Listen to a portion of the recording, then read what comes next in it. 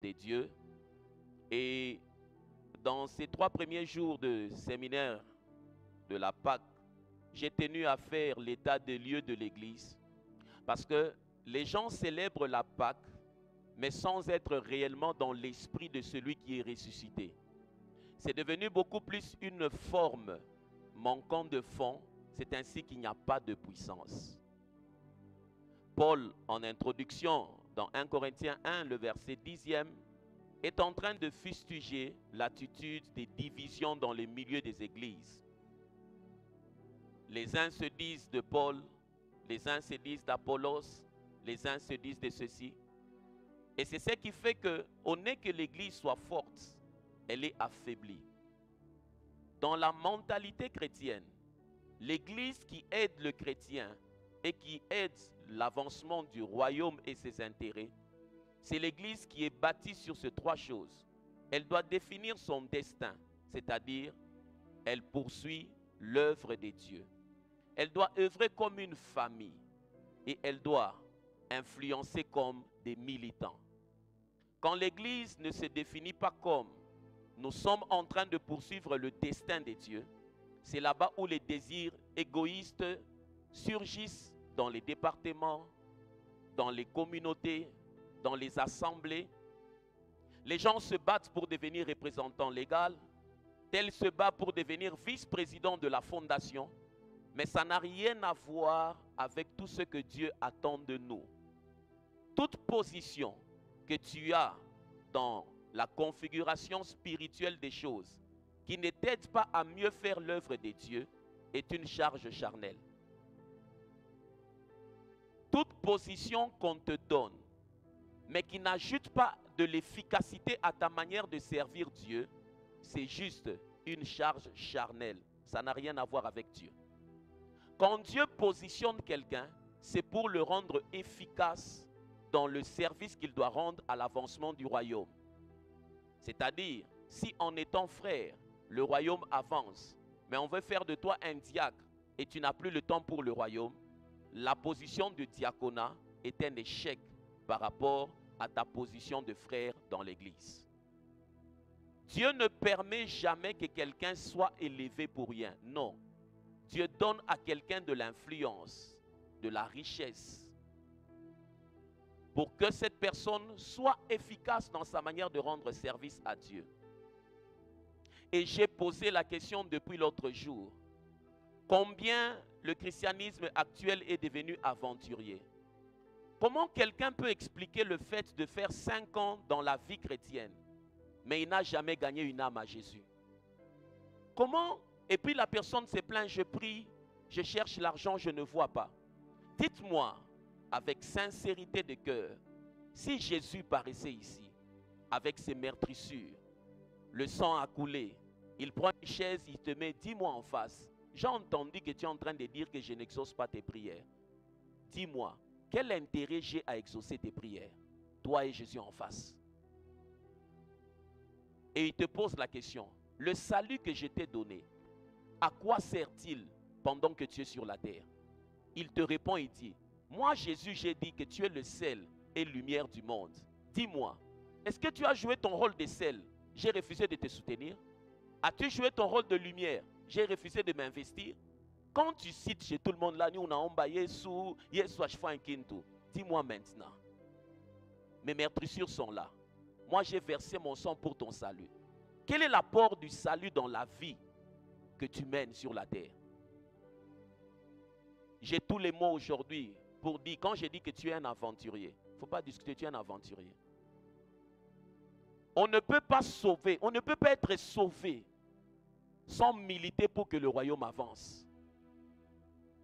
Chaque jour quand tu traverseras cette porte et que tu n'as pas gagné quelqu'un à Christ, sache que tu es venu juste chauffer les bancs.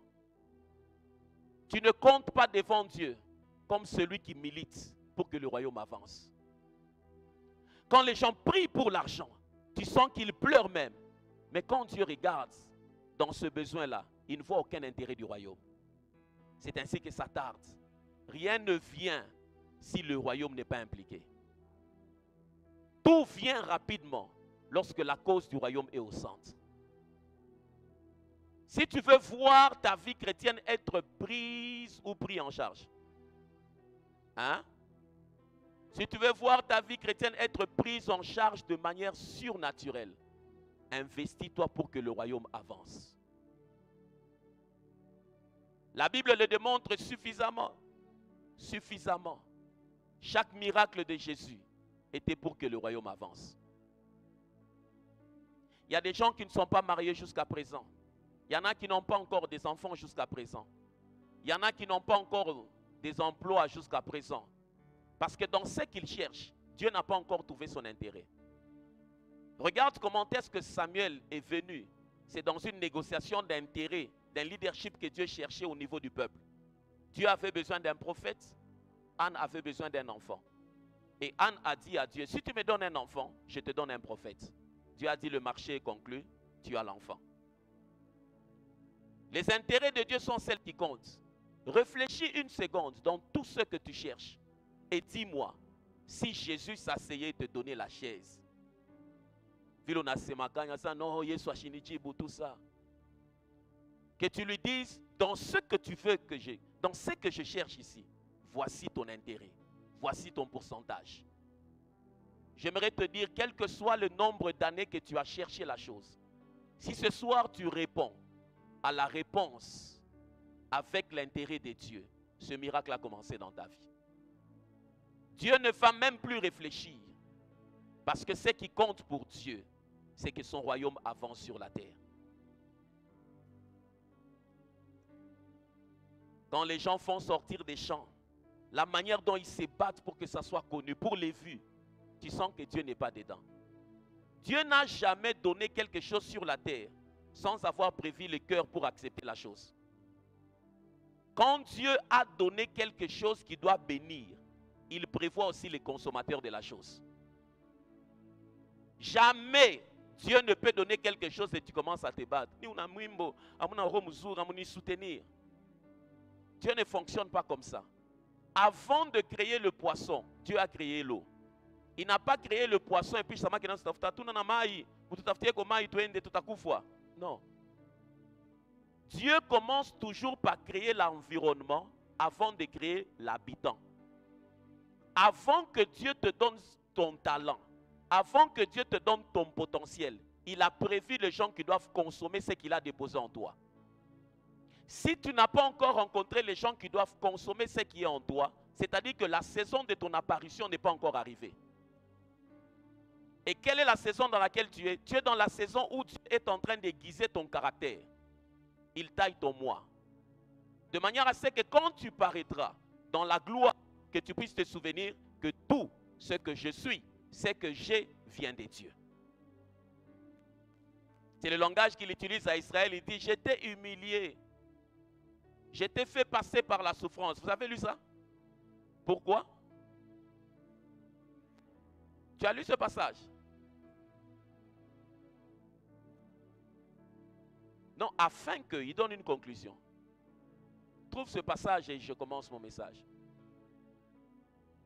Deviens militant. Dis à ton voisin, devenons des militants, parce que lui n'est pas militant. Vous dis-lui, devenons des militants, gagnons des âmes pour Jésus, que le royaume avance. Je fais un semblant, je suis un pasteur en Asema. Il y a des moments quand je prends mon téléphone, je regarde les WhatsApp des gens. Premier statut, deuxième statut, troisième. Il met beaucoup de statuts inutiles.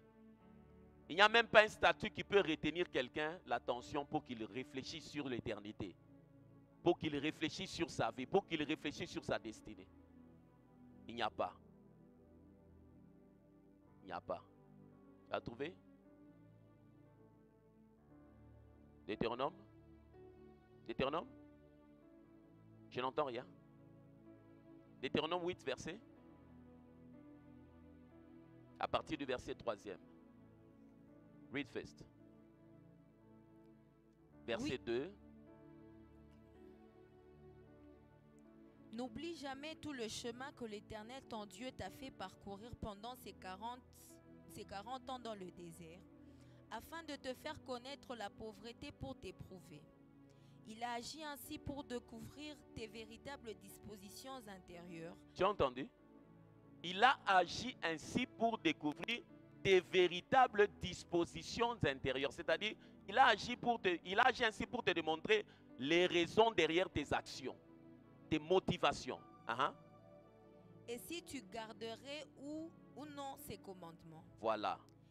Il t'a humilié, il t'a fait souffrir de la faim, il t'a nourri de la manne que tu ne connaissais pas et que tu n'avais pas connu de tes pères, afin de t'apprendre que l'homme ne vit pas de pain seulement, mais que l'homme vit de tout ce qui sort de la bouche de l'Éternel.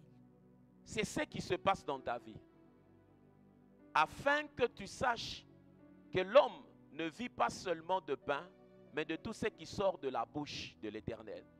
La souffrance que tu es en train de traverser, la pression que tu vis, tu pleures parce que tu n'as pas encore vu l'exaucement de quelque chose.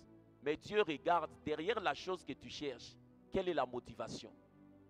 J'ai entendu des gens prêcher disant, quand Dieu te bénira, prends ton véhicule, va dans le quartier où tu as été humilié, passe.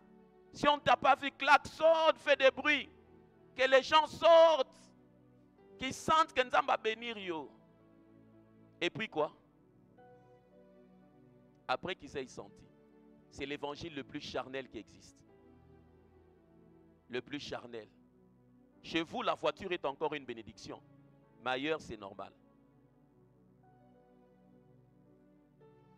C'est très normal. Revois ton christianisme. Est-ce que ce soir, si Jésus venait et disait, je suis venu prendre les hommes et les femmes qui ont contribué à l'avancement du royaume. Venez par ici. Toi aussi, tu vas lever ta main. Tu peux dire que tu es un militant du royaume. Tu peux dire que le sang qui a coulé a raison d'avoir coulé et tu défends la cause du royaume. Tu peux le dire. Avant de t'inquiéter de tes prières non exaucées, revois les intérêts du royaume dans ce que tu cherches. Revoyez les intérêts du royaume. Quand vous célébrez la Pâque, Jésus mort, ressuscité. Un homme a expliqué la douleur de la croix. Comment ça se passe? La manière dont Jésus est resté suspendu pendant des heures. Les efforts qu'il a fournis pour se maintenir en vie. Ça n'a pas été vain. Et nous devons consommer le salut avec tout le sérieux et toute humilité. Vous êtes avec moi? Et c'est déjà ces choses qui font à ce que l'impact de l'Église est faible quand elle n'a pas défini son destin, son mode de vie comme famille, sa stratégie d'influence comme militant. Et le diable travaille sérieusement à détruire l'influence de l'Église. C'est en la détournant de ce qu'elle doit faire. Dans le milieu ecclésiastique aujourd'hui, il y a beaucoup de paganisme. Les gens luttent pour bien paraître. La preuve en est que c'est le dimanche où tu te bats pour mieux t'habiller pendant la semaine. Personne ne s'habille avant de dormir parce que tout le monde s'habille pour qu'on le voie. Si tu t'habillais pour toi-même, tu allais porter ta veste et puis dormir avec. Tu ne t'habilles pas pour toi-même, tu t'habilles pour que nous puissions voir. Et il se fait que la lutte de beaucoup de gens, il y a certaines personnes qui ne vont même pas à l'église. Ils se disent que non, si je vais là-bas, la manière dont je suis habillé, on va se moquer de moi. Revois ton christianisme, sœur. Revois ton christianisme. Il n'est pas militant. Ce n'est pas le christianisme du Nouveau Testament. Il n'est pas militant. Seigneur, mon mari, Seigneur, mon mari, Seigneur, mon mari. Dieu se pose la question. Si je le ramène à la maison, je gagne quoi? Je gagne quoi? Quand tu es à la maison, tu es sur Novelas du matin au soir. Tu n'as aucun temps d'intimité pour moi. La Bible, tu ne lis pas. Quand tu es fatigué, tu cours chez la voisine, vous le comportez. Vous n'avez jamais de moment d'intercession. Je le ramène pour que ça fasse quoi? Je gagne quoi à le ramener dans ta vie? Où est ma part dans la stabilité de ton ménage? Je gagne quoi? Tu vois comment vous êtes calme? Je bénis Dieu que je t'amène à réfléchir pour que tu ne te plaignes pas disant le ciel est fermé. Le ciel est fermé. Il n'est pas fermé. Il n'a jamais même été ouvert. Parce que simplement, il n'y a pas les intérêts de Dieu dans ce que vous faites.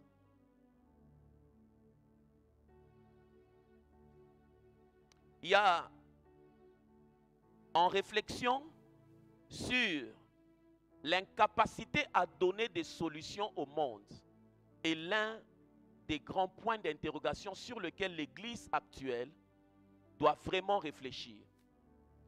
Les gens devaient se dire que quand il y a un problème, allons à l'église.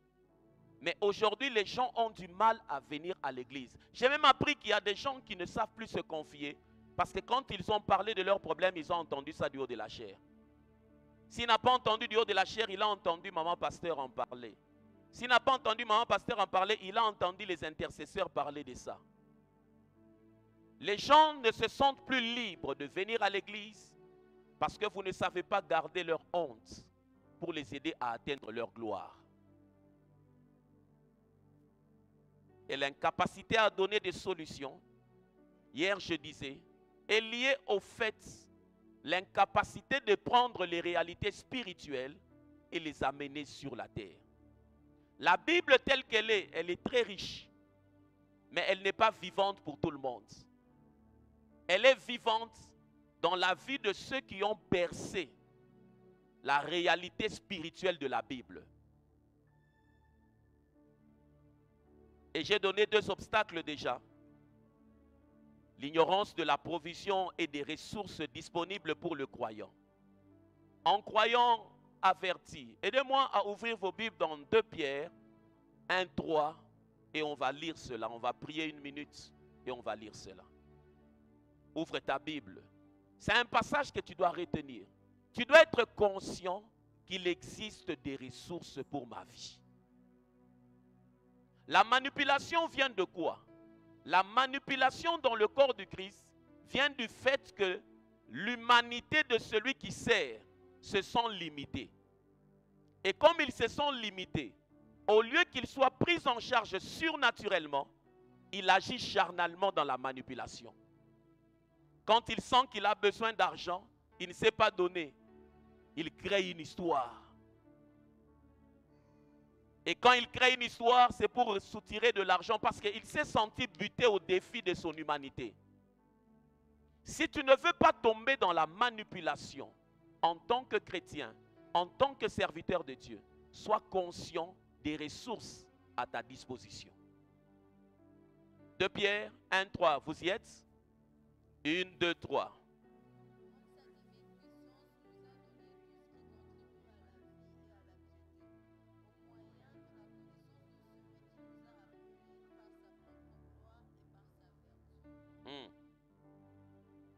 J'aimerais que tu soulèves ta Bible et que tu dises avec moi, ça c'est ma Bible. Je suis ce qu'elle dit que je suis. J'aurai ce qu'elle dit que j'aurai. Je ferai ce qu'elle dit que je ferai. Dis-le bien, ça c'est ma Bible. Je suis ce qu'elle dit que je suis. J'aurai ce qu'elle dit que j'aurai. Ma Bible déclare, sa divine puissance m'a donné tout ce qui contribue à ma vie sur la terre, à ma marche dans la piété. Oh Dieu, ce soir, je loue ton saint nom parce que le manquement, la mendicité, la disette n'est pas mon partage. Tu as prévu tout ce qui constitue en solution pour ma vie. Au nom de Jésus.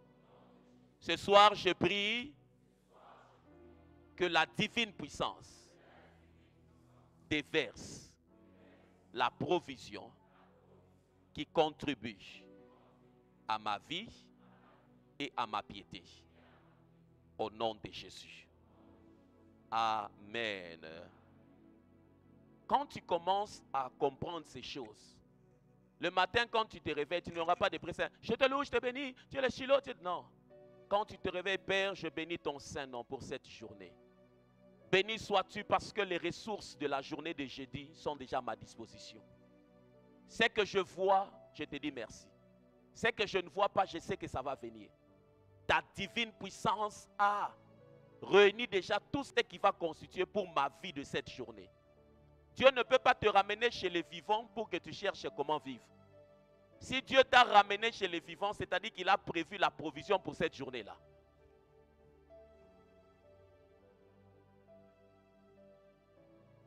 Et l'un des grands obstacles, je disais, c'est le manque de conscience de ces réalités.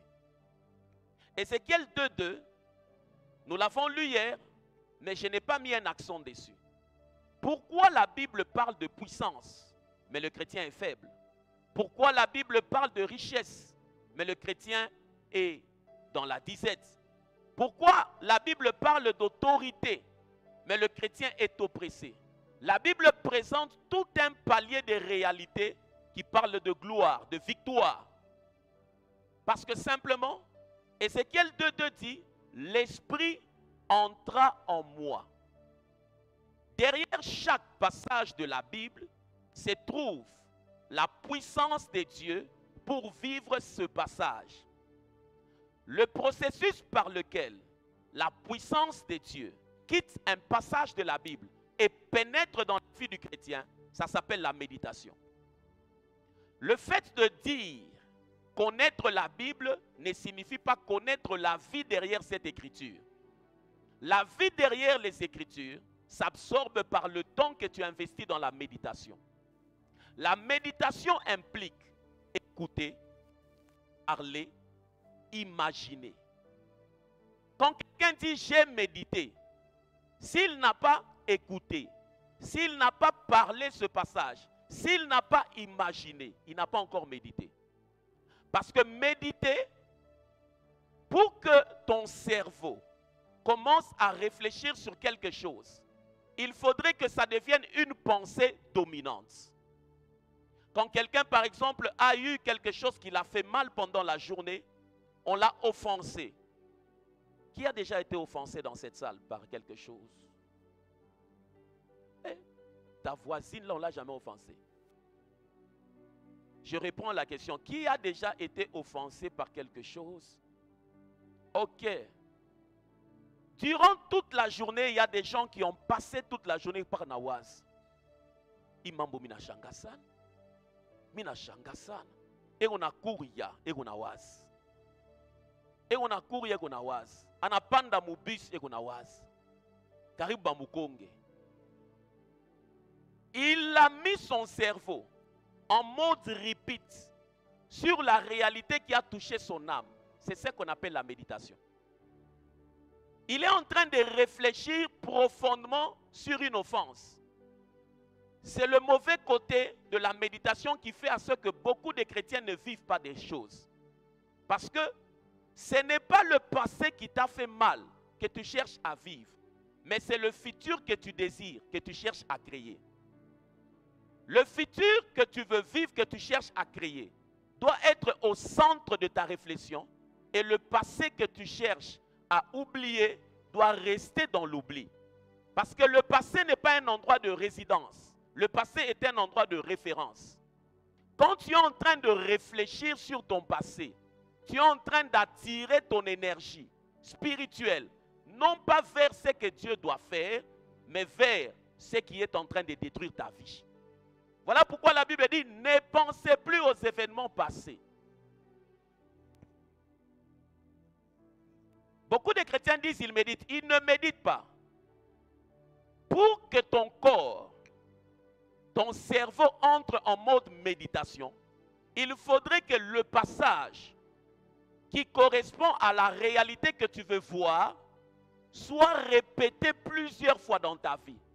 C'est là où à un certain moment, tu peux prendre ton téléphone et mettre en repeat la portion de l'écriture que tu veux voir. Ça va solliciter ton intellect à la réflexion. Parce que plus quelque chose est répété au-dedans de toi, plus ton cerveau commence à chercher à savoir pourquoi cela persiste. La pensée dominante va faire à ce que la réflexion soit calée sur cette fréquence. Comme c'est une réalité spirituelle, qu'il y a une force derrière, le temps que tu prends pour rester dessus, ton esprit commence à absorber la puissance qui se trouve derrière. Et à un certain moment, la réalité va devenir physique. C'est comme ça la Bible dit, la parole, elle devient chair. C'est un processus. Ce ne sont pas des choses telles que tu te réveilles seulement le matin comme ça. Tu cours dans tous les sens. Tu cours dans tous les sens. Je parlais avec quelqu'un qui m'a dit, non, j'ai des maux de tête, j'ai ceci, j'ai ceci. Je lui ai dit, est-ce qu'il t'arrive pendant la journée d'avoir ne plus que 20 minutes où tu médites? Il a réfléchi, puis il a dit, non. J'ai dit non. C'est le seul remède qui manque à ton esprit pour que tu puisses opérer au-delà des réalités naturelles. Vous êtes avec moi? Le psaume 119, le verset 97 à 99 dit une chose.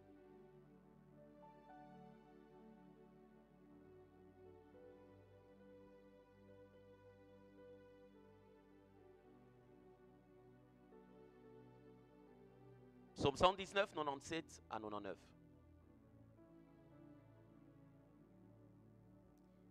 Combien j'aime ta loi. Elle est tout le jour l'objet de ma méditation. Tes commandements me rendent plus sage que mes ennemis, car je les ai toujours avec moi. Je suis plus instruit que tous mes maîtres, car tes préceptes sont l'objet de ma méditation. Je suis plus instruit que tous mes maîtres, car tes préceptes sont l'objet, c'est-à-dire, dans la méditation, je tire la supériorité. Je deviens au-dessus. Mais ça ne vient pas du jour au lendemain. Tu dois te dire, je dois prendre 21 jours ou 40 jours.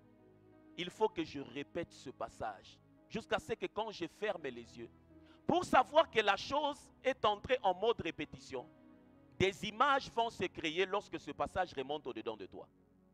Comment est-ce que le meurtrier tue quelqu'un? Ça commence par un simple sentiment d'inimitié. Il réfléchit, il est fâché. Et puis, quand il va continuer à réfléchir sur ce qu'on l'a fait, il commence à se voir avec un couteau ou avec une arme. Il part chez la personne, il ouvre la porte, il a tué. Quand cette image se cristallise au-dedans de la personne, il entre en mode automatique, il va poser l'action. Quand tu veux vivre la guérison, il faudrait que matin, midi, soir, Exode 23, le verset 25 à 26. Vous adorerez l'Éternel votre Dieu. Il éloignera du milieu de vous la maladie. Il bénira votre eau, il vous donnera du pain. Dans mon pays, il n'y aura ni femme stérile, ni celle qui avorte. Et vous vivrez jusqu'à un âge avancé. Dans votre famille, les gens meurent précocement. C'est le remède. Quand tu commences à te le dire, et te le redire, et te le redire, ça devient comme une mélodie. Tu sens qu'au-dedans de toi, de manière inconsciente, ce passage monte. Ça va créer des images. Quand ça commence à créer des images, le point d'agir sur base de ça est arrivé. Est arrivé. Et c'est la méditation qui développe la conscience de ces réalités. Il y a deux choses, il y en a plusieurs, mais il y a deux choses qui font à ce que le christianisme actuel, alors qu'il célèbre le ressuscité, est en déphasage avec ce que Jésus prévoyait lui-même en mourant de cette manière douloureuse. Je suis dans Acte 8, le verset 5 à 8. Un passage qui défie tout chrétien qui célèbre la Pâque. Il célèbre Christ ressuscité, c'est ça, non? Come on, vous célébrez qui? Vous célébrez qui? Philippe étant descendu dans la ville de Samarie, il prêcha le Christ. Il prêcha qui? Le Christ. Non, reprends. Philippe étant descendu dans la ville de Samarie, il prêcha le Christ.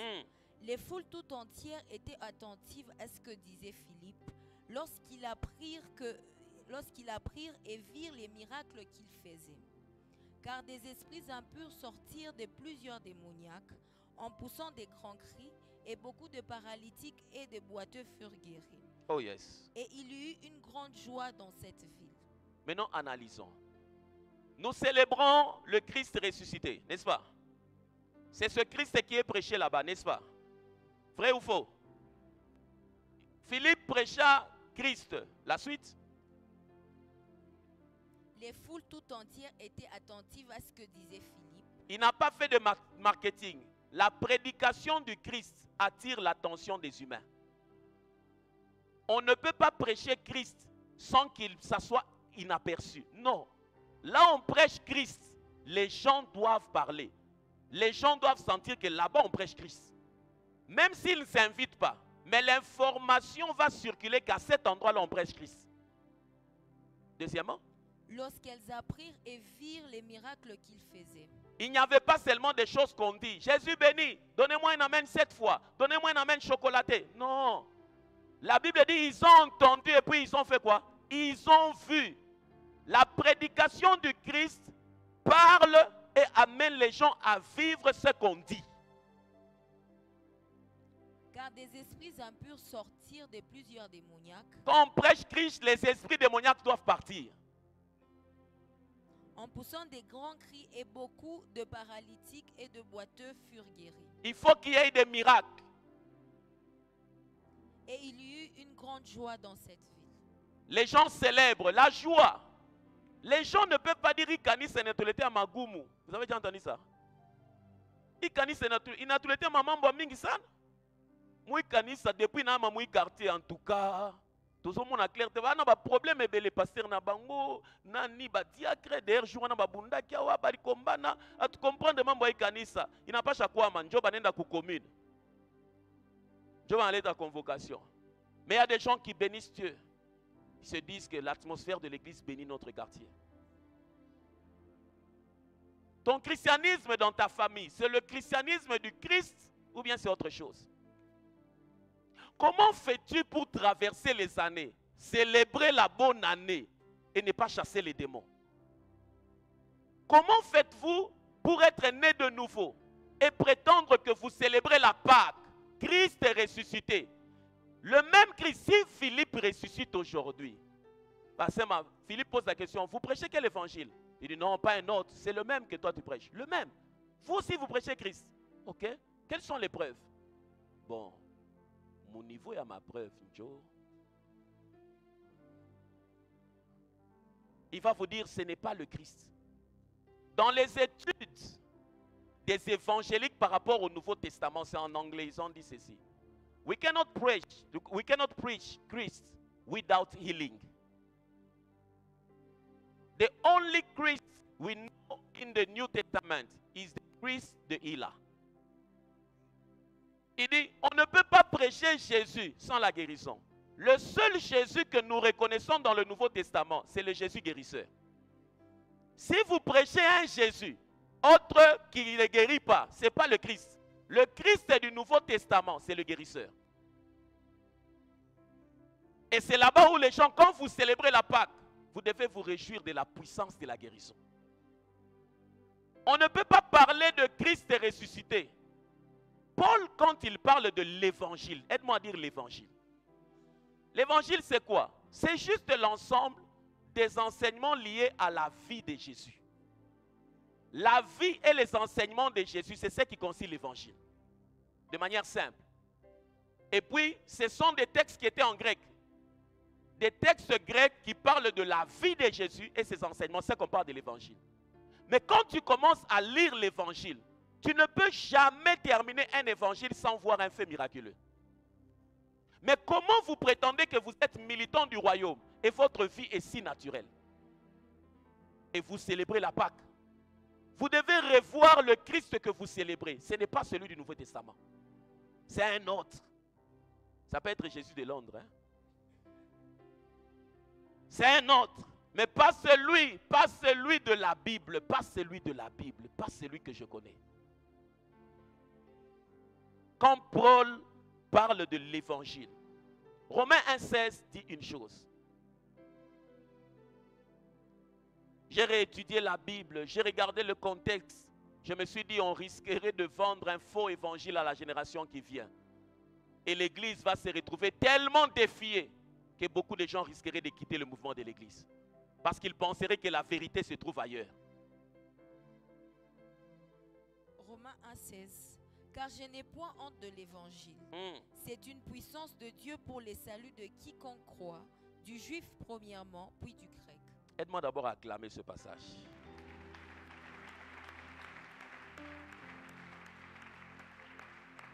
Car je n'ai point honte de l'évangile.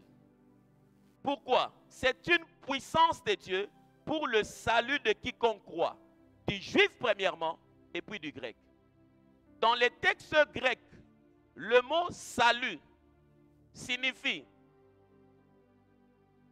on a donné plusieurs significations quand vous étudiez. Dans la Bible Scofield, lorsque vous lisez dans les commentaires, le mot salut implique ceci: délivrance, sécurité, guérison, stabilité. Et maintenant, quand vous êtes en train de faire l'exégèse de ce passage, vous pouvez le relire comme ça. Je n'ai point honte de l'évangile. C'est une puissance de Dieu pour la délivrance, la sécurité, la guérison, la stabilité de quiconque croit. En d'autres termes, le salut est la réponse de Dieu pour tous les besoins de l'homme. Il n'y a pas un besoin que l'homme peut présenter dans cette salle et que nous puissions fouiller dans la Bible. On dit, non. Le salut est la réponse de Dieu pour le problème de maladie. Le salut est la réponse de Dieu pour le problème de stérilité. Le salut est la réponse de Dieu pour le problème de prospérité. Voisin, si tu as un problème ce soir, le salut est la réponse. Et c'est ainsi que Paul dit, je n'ai point honte de l'évangile. En d'autres termes, il voulait dire, je n'ai point honte de la vie et des enseignements de Jésus. Je ne sais pas si vous me suivez. Je n'ai point honte de la vie et des enseignements de Jésus. Pourquoi? Parce que c'est une puissance. C'est une puissance pour la délivrance. La vie et les enseignements du Christ, c'est une puissance pour la stabilité. C'est une puissance pour la délivrance. Si jusqu'à ce soir, tu faisais des mauvais rêves, alors que je parle, ça vient de s'arrêter. Parce que je suis en train de parler du Christ ressuscité. Celui qui n'a pas besoin de négocier avec celui qui règne sur le trône de ta vie. Il est le seul maître qui mérite de s'asseoir sur le trône de ta vie. C'est ainsi que Paul a prêché le plein évangile. Il a chassé les démons. Il faut avoir honte quand tu fêtes le 31, quand vous dansez là. Dans ton parcours, dans ton cursus, tu n'as aucune guérison. Tu n'as pas chassé les démons. Tu n'as rien de surnaturel. Quand on célèbre là, nous on a droit de danser, on peut même dormir par terre. Parce que nous, quand le ciel regarde ici, voilà, Abanjo. Nous utilisons pleinement le salut. Pleinement, à fond. Dans les problèmes d'argent, je me concentre, j'attire. Et le côté de la guérison est devenu faible parce que les gens n'ont pas compris que c'est aussi une provision à notre disposition. Ça existe. Libère avec foi cette parole dans cette salle. Voisin, la guérison nous concerne. Celui de derrière, celui de devant, Camon, la guérison. Quand tu dis des choses pareilles, sois sérieux. Il ne faut pas seulement rester, non, nous n'avons pas mis un moto, micro, nous bien boulé. Il faut aller prier pour savoir il est moto, ni comment on appelle, ni diabète, ou bien ni savoir il y a guérison. Peut-être qu'il y a insuffisance à ma sucre, je n'ai pas ma myconoville. Je vais à ça, non, ni zawadi, où est le Kaombeyan. Je me rappelle une fois, j'étais dans un taxi à Kinshasa, il y a quelqu'un à côté de moi qui a commencé à vomir. Il était en train de vomir. Alors le chauffeur, tout ça, j'ai laissé regarder. J'ai dit, je peux prier pour toi? Il a dit oui, je l'ai tenu comme ça. Au nom de Jésus, sois guéri. Ça s'est calmé. Puis on a continué le chemin. Un jour, on était dans un taxi, toujours à Kinshasa. Alors, on parlait Le monsieur m'a posé une question. J'ai répondu. La question n'avait rien à voir avec les choses de la Bible. Il a dit, tu es pasteur? J'ai dit non, je suis frère. Un jour, je suis à Lubumbashi dans un cours d'anglais, on échange. Et puis, on me pose la question par le professeur, je réponds. Ah, je le vois ici. Quand dans ma réponse, il sursaute, il dit, ah, you are a pastor. Je suis frère. Je m'étonne aujourd'hui, sur les affiches quand je regarde, je vois toujours HD, SD, WOG, donc les gens ont du mal à dire qu'ils sont frères. Ils ont du mal à dire qu'ils sont sœurs. Ça, muntu mwenye homme de Dieu, façon bekona muloka. Anaisha kobira na rutia, mbele kuna teswa mama ongwe kuna muma, bushuk pa na la j'ai des oppressions. Allô, daddy? J'étais allé travailler quelque part, qui t'avait envoyé? Vous jouez avec la vie. Rentrez dans la simplicité, frère. Frère, sois frère.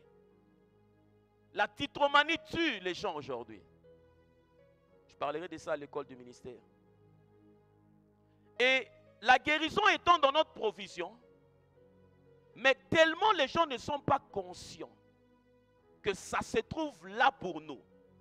Vous ne pouvez pas agir conformément à une réalité que vous ignorez. Pour agir en âme et conscience par rapport à une réalité, il faut que tu sois pleinement conscient que ça existe. Quand tu arrives chez vous, c'est avec assurance que tu touches l'interrupteur à gauche, même sans savoir parce que tu sais que c'est là-bas où ça se trouve, n'est-ce pas? De la même manière, quand tu es devant un malade, tu n'interagis pas avec la provision de la guérison parce qu'au-dedans de toi, tu n'es pas conscient que ça te concerne.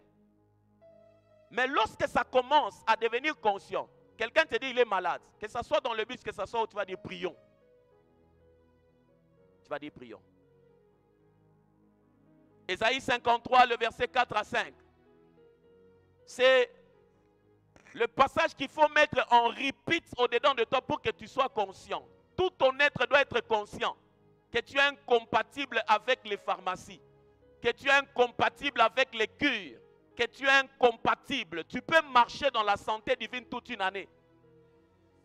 Je disais, tu peux marcher dans la santé divine toute une année. Ésaïe 53, 4 à 5. Cependant, ce sont nos souffrances qu'il a portées. C'est de nos douleurs qu'il s'est chargé. Et nous l'avons considéré comme puni, frappé de Dieu et humilié. Yes. Mais il était blessé pour nos péchés, brisé pour nos iniquités. Les châtiments qui nous donnent la paix est tombé sur lui. Et c'est par ses meurtrissures que nous sommes guéris. Élevez votre niveau de conscience. Soyez conscient que la guérison existe, la santé divine existe. Soyez conscient que la provision pour ce que je vais faire ici existe. Lorsque tu arrives à la saison de te marier, la dot est là. Si tu te bats pour ça, c'est-à-dire qu'il y a un problème entre la réalité et la saison que tu dois vivre. C'est là où en atterrissage, je suis en train de répondre à la question, pourquoi avons-nous besoin de restaurer l'attente de rencontres surnaturelles? Pourquoi avons-nous besoin? Parce que quand tu regardes le christianisme et les combats que nous vivons dans le christianisme, ce sont des combats qui se font sur le terrain du surnaturel. Pourquoi avons-nous besoin de restaurer l'attente de rencontres surnaturelles, des interactions surnaturelles?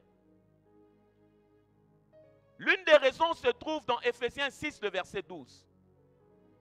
Un chrétien qui vit sans être conscient qu'il existe une réalité au-delà de l'humain, c'est un chrétien batamucheza sana. Je parle ma douleur ngino na shikiaka, basha ogeuzaka ballon mumbuloshi. Je beko na kushutu levi. Ule muloshi na kama dipenda Messi, njo na pick up. Je parle we unalamuka sana. Mimi nashikia iner. Mina shika douleur moto. Mais bantu bala baneka be na baloka, vile baneka ça. Anena kwa docteur. Mina shika moto moyo na nzao. Et puis il a choqué. Et puis Samuel vient jusqu'à ce qu'il voit qu'il est nettoyé qui n'a pas de... Lui-même, le médecin, quand il explique, il cherche dans quel cours il a appris ça. Il ne trouve pas. Et puis les médecins qui sont humbles, ils disent, maman, va prier. Éphésiens 6, le verset 12.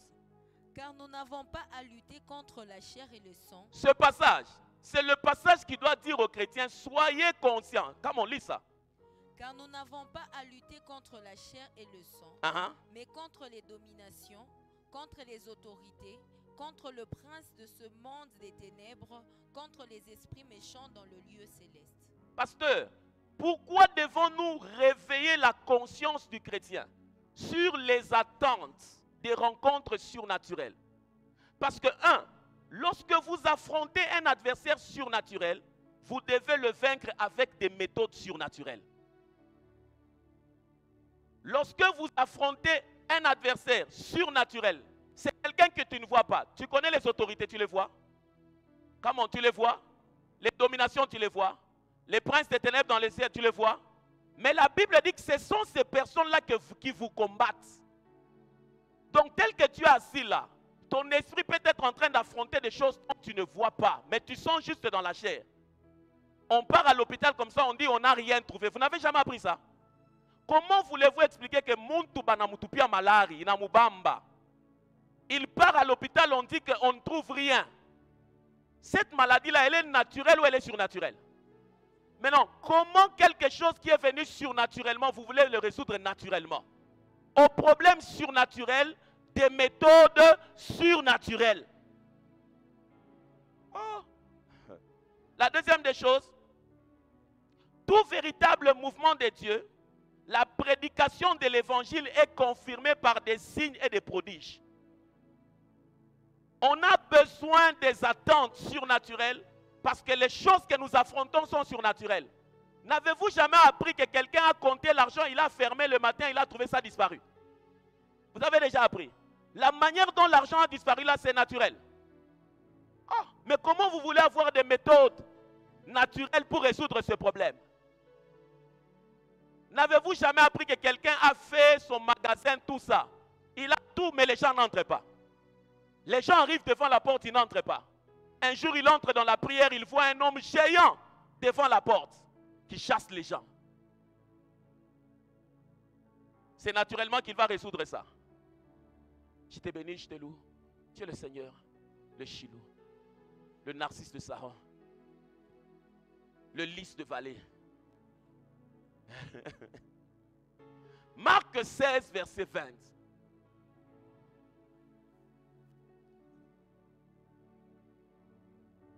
Un chrétien qui ne vit rien de surnaturel doit redonner sa vie à Jésus. Et ils s'en allèrent prêcher partout. Le Seigneur travaillait avec eux et confirmait la parole par les miracles qui l'accompagnaient. Prenez ce passage, lisez ça d'abord. Quand tu jeûnes, il faut jeûner pour activer les ressources surnaturelles dans ta vie. Il faut dire à Dieu, Seigneur, moi je t'ai donné ma vie. Je n'ai pas donné ma vie à quelqu'un d'autre. Je dois voir ça. Marc 16, verset 20. Vous y êtes? Est-ce qu'il y a des militants dans cette salle qui me donnent un amen? 1, 2, 3, come on.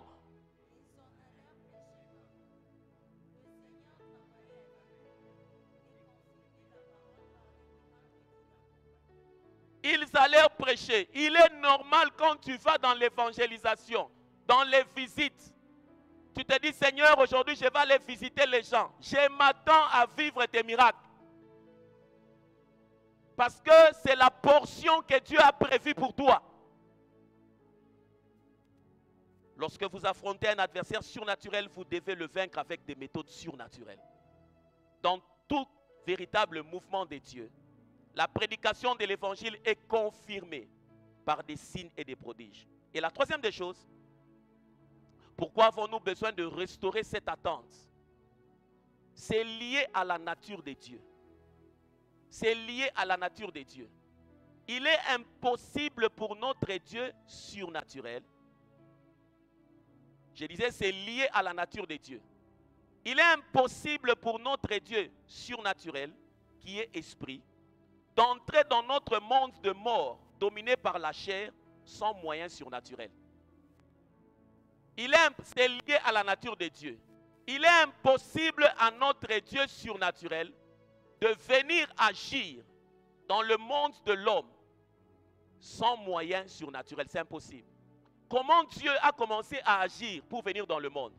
Il a amené son corps dans un corps, mais la femme est restée vierge. Vous êtes avec moi? Il n'est pas venu naturellement. Il est venu. Oh, comment ton cerveau rejette. Il est venu. Par la naissance de Jésus déjà, Dieu annonce comment est-ce qu'il sera en train d'opérer. Un enfant nous est né, un fils nous est donné. Une vierge enfantera. Vous avez lu ça? Dieu n'est pas venu de manière naturelle. Il est impossible à Dieu d'interagir avec toi sur le terrain naturel. Non. Si tout ce que tu vis dans ta vie a une explication en tant que chrétien, ce n'est pas la vie chrétienne. La vie chrétienne doit te laisser avec des points d'interrogation qui te poussent à adorer. Tu dois te dire qu'à ce niveau, ce n'est pas mon cerveau. Ce n'est pas le nom de notre famille. Ce ne sont pas mes relations. Mais ça, c'est le doigt de Dieu qui a agi. Quand un chrétien n'a pas de témoignages, des épisodes du soutien surnaturel de Dieu dans sa vie, sa foi est en train de s'affaiblir. La foi est nourrie par les interventions surnaturelles de Dieu. Oh, vous êtes avec moi? Et quand on parle de l'action surnaturelle de Dieu, on ne peut jamais enlever le compartiment de l'action angélique. C'est là-bas où, pour vraiment dire que le surnaturel agit en ta faveur, le mouvement des anges entre en action. Oh, Tavahasile. Il existe 3 fonctionnements primaires dans le ministère des anges. Il peut y en avoir autres, mais de manière primaire, la puissance surnaturelle de Dieu quand elle commence à agir, ce sont les genres de choses où tu veux traverser. Un véhicule voulait te cogner, tu sens que quelqu'un t'a tiré. Ce sont les genres de choses telles que tu es déjà monté dans un bus. Vous voulez partir, le véhicule s'arrête, le chauffeur ne comprend pas. Vous discutez, toi quand tu descends, un fou te dit, ouais, Chouka, tu as vu que c'est un fou, mais c'est un ange. Et quand tu descends, il se fait que quelques minutes après, le véhicule fait un accident. Ce sont les genres de choses telles que quelqu'un qui ne te connaît pas vient te dire que Minan Kabri est 100 000 $, ou tout le. Et puis quand tu as des intérêts, le jour où il reprend son argent, tu cherches son adresse, tu cherches son numéro, ça ne passe plus. C'était un ange du Seigneur. Oh. Premièrement, le niveau de fonctionnement primaire des anges, ils offrent continuellement la louange et l'adoration à Dieu. Le psaume 148, le verset 2 à 5. Quand tu n'es pas conscient de ces choses, c'est là-bas où tu entres dans des réunions avec des occultistes. Ils sont très conscients que lui, il a 5 démons. Et quand tu veux parler comme ça, tu sens que l'intelligence part. Tout ce que tu avais préparé part. Ça t'est déjà arrivé? Si ça t'est déjà arrivé, un trou de mémoire, là où tu devais intervenir, tu as vécu une oppression, une attaque. Louez-le, vous tous ces anges. Louez-le, vous toutes ces armées. Louez-le, soleil et lune. Louez-le, vous toutes étoiles lumineuses. Louez-le, cieux de cieux. Et vous, ô qui êtes au-dessus des cieux, qui louent le nom de l'Éternel, car il a commandé et ils ont été créés. Ça, c'est l'activité primaire des anges. Ils sont là pour louer continuellement et adorer Dieu. C'est à ce niveau où maintenant, quand toi, tu te mets aussi à louer et adorer de manière continuelle, tu te mets sur la fréquence de l'activité angélique. C'est là-bas où tu peux écouter des sons nouveaux. Un musicien qui n'a pas d'inspiration a un problème à fréquenter l'atmosphère où ces choses se passent. Parce que plus il se met dans la peau de celui qui loue, il adore, il entre dans le contexte de ceux qui sont autour du trône de Dieu. C'est comme ça, à un certain moment, il peut te dire, j'avais dormi, je suis sorti avec cette mélodie. J'ai entendu des gens chanter. Non, ton cerveau doit dire, j'ai entendu les anges chanter. C'est parce que tu évites de citer les anges, de peur qu'on puisse t'indexer des mystiques ou des perdus. Ce sont les informations que la religion vous a données. Mais le christianisme, c'est celui que quand la femme est en train d'aller voir la servante à la porte, on a prié pour la libération de Pierre, quelqu'un frappe à la porte. Ils se disent pas c'est quelqu'un qui... Non, ils te disent non, c'est son ange. Ils savent que les anges existent. Ils savent que les anges agissent en notre faveur. Ils savent que les anges défendent nos intérêts. La deuxième action primaire, c'est que les anges sont envoyés comme des flammes de feu et de vent. Ce n'est pas les hommes que Dieu fait des flammes de feu. C'est un passage qui s'attribue aux anges. Je suis dans Hébreux chapitre 1, le verset 7. Je saute et puis tu prends le verset 14. Sois conscient de ces choses. Ça sera activé dans ta vie. On va dire dans ton business, non, les gens font des affaires, mais sa manière de faire, il doit avoir touché à quelque chose. Oui, j'ai touché à une réalité. Je suis conscient de ceux qui m'accompagnent. Hébreux 1,7. De plus, il dit des anges. Celui qui fait de ses anges de vent et de ses serviteurs une flamme de feu. 14. Ne sont-ils pas tous des esprits au service de Dieu, envoyés pour exercer un ministère en faveur de ceux qui doivent hériter du salut? Ce passage-là n'a jamais concerné les hommes. Nous allons prier pour que Dieu fasse de nous des flammes de feu et de vent. Dieu lui-même s'étonne. Ce passage démontre l'activité angélique. Le mouvement angélique, quand il passe, le feu apporte le jugement. Le feu consume des choses. Les anges ne peuvent pas passer dans votre famille et les réalités du monde des ténèbres demeurer. Quand l'activité angélique est activée dans votre famille, le mouvement du feu purifie. Le vent symbolise la rapidité. C'est à la minute où Dieu agit. Aïe, aïe, aïe, aïe. Et puis l'une des choses du vent, quand le vent souffle, il y a des portes qui s'ouvrent, il y a des portes qui se ferment. Vous avez déjà vu ça? Vous avez déjà vu ça? L'activité angélique met fin à une ancienne réalité et ouvre une nouvelle réalité. Les anges, troisièmement, ont été créés pour exceller en force et obéir à la voix de la parole afin qu'ils puissent accomplir cette parole de Dieu. Ils ont été créés pour exceller en force et obéir à la voix de sa parole pour qu'ils puissent accomplir. On va prier 10 minutes. Il y a quelque chose qui sera déclenché dans ta vie. Il y a un homme qui est conscient de ce que j'ai dit ici. Il y a un homme qui sait que les anges sont libérés en sa faveur. Oh, j'ai dit, il y a une femme qui sait que les anges agissent en sa faveur. Tu sais que les anges sont capables d'aller faire le recouvrement de ton argent. Tous ceux qui ont ton argent, quand tu commences à prier pour tes problèmes d'argent, lui-même il dit, bon, je ne devais pas te payer aujourd'hui, mais j'ai senti qu'il y a quelque chose qui m'a poussé à prendre mon stylo, à écrire ce chèque. Ce qu'il a senti là, c'est un ange qui l'a bougé. Il a dit, prends les stylos, écris ce montant. Et puis comme ton argent avait chômé, j'ai ajusté ce petit $1000 pour que nous puissions garder de bonnes relations. C'est l'ange qui lui a dit, ajoute un là-bas. C'est pour l'enfant de Dieu. Oh, le professeur a dit, tout le monde va échouer. Quand il arrive sur ton nom, il sent que les autres vont échouer. Mais toi, je dois te donner 16. Tu n'es pas de ma tribu, mais j'ai senti que je devais te donner 16. Tu pries, hein? Oui, je prie. C'est un ange qui est entré dans le bureau.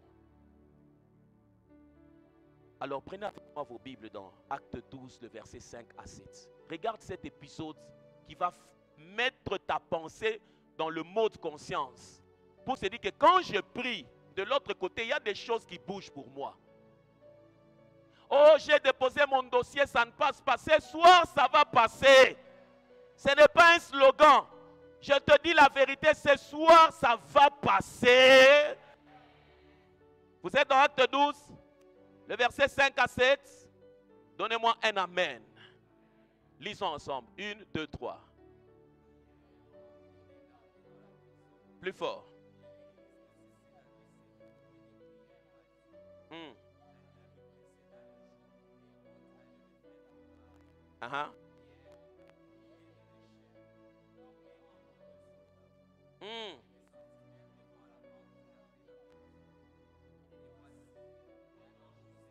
Non, lis bien. Et